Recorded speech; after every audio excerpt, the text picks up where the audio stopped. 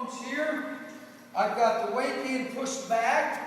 I got the weight being pushed forward here. Now I'm going to ask her to recover. When she recovers, we want her to keep that torso straight. And I want her to step back about 2 inches and then step forward. And you see what happened when she started stepping forward there? What happened to the torso? She started going forward on the torso. Go ahead and bring it down. If she does that too much, if I'm in his position later on, before we leave today, I'm going to show you the Beijing Olympics. And you're going to see an athlete lose a gold medal by doing this. What happened to my torso? Came forward. It came forward right away. So I want to get this torso in here, and I want to step back, keeping the torso up, and I want to step forward, keeping the torso up. I've really got to be careful with that. Because if I'm here, and I step forward, I'm going to run. If I step back, I'm going to run. I got to be real careful, so I want to recover. Bringing the feet back on the same line is what I'm after. So the cue is this. Lunge, knee on ground, stand 6 inches, maybe hands overhead, maybe not. We'll make corrections. The problem that you're going to see with a lot of people, I'm going to say lunge, and they're going to have this toe like this, like she did. That's a very rigid toe. Make that foot flexible. You want the heel off the deck, but you don't want it, that's rigid. I don't want it rigid because that pushes me where? Forward. I want to be able to sit down. So I want that knee slightly bent.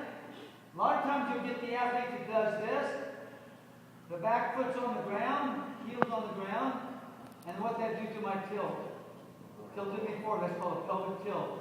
How do I correct it? Well, move your hips forward. I'm still tilted. Now what? Bend my knee, rotate the hips forward. And that's what I do. So bend my knees, rotate the hips forward. Keeps me right in that good balanced position.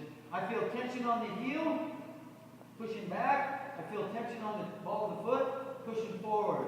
In the real world of weightlifting, in an ideal situation, I've got slight tilt in with the feet, pushing back, pushing forward. I'm wedged under the ball. That's what I'm after.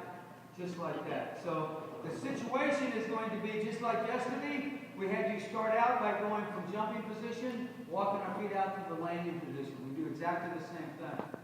We use this as a Murray cross because I want to give you a reference to a clock. The front foot, if I'm a right-footed jerker, is going to be as such, and I'm going to drive that foot out to about 12:30. The back foot, if I'm a right-footed jerker, here is going to go back to about 6:30. The clock reference is I don't want to go 12 and 6 because I have no balance here. I'm unbalanced. So I just give you a reference using this Murray cross. The feet are going to be right under the hips just like the push jerk. But you saw the picture of the Turkish girl jumping in the air. That's what's happening. But it's not it's a boom! She was underneath that bar. You saw what Natalie did with that speed. That's exactly what you're after. You're after creating speed off the chest. I create speed through the middle on the snatch and the clean. I create speed through off the chest with the barbell exactly the same way. So my engagement of the hands and the arms, boom! Are quick. And here I am. I am feeling that. I can stay here forever. Right here, I can stay for a long time because I'm balanced. All the weight is balanced right on my hips is where I'm at. And I engage the arms to push my body down, never push the bar up. Does that make sense? Yes, Coach! All right, so here we go. So we need to mark the feet. So go ahead and put yourself into that good position. So he's found a good position. Go ahead and get that position. You know how to get there. That looks pretty good right here. So I'm going to take this and I'm going to mark this right on his hips. That's my plumb line.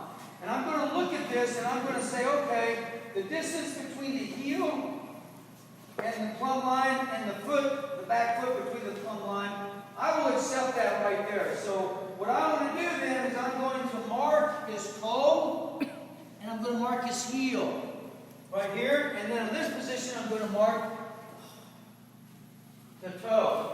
Now go ahead and recover and put your heels on that position, on the heel right there. Now, go ahead and I now mark this. Right there. Now look at that distance, and it gives him an opportunity to practice his footwork. So jump your feet into that position. Okay, and I look at it, so he's forward here, okay? He's a little bit forward here, just a little bit, but he's also what? Forward here, so I can accept that. Recover.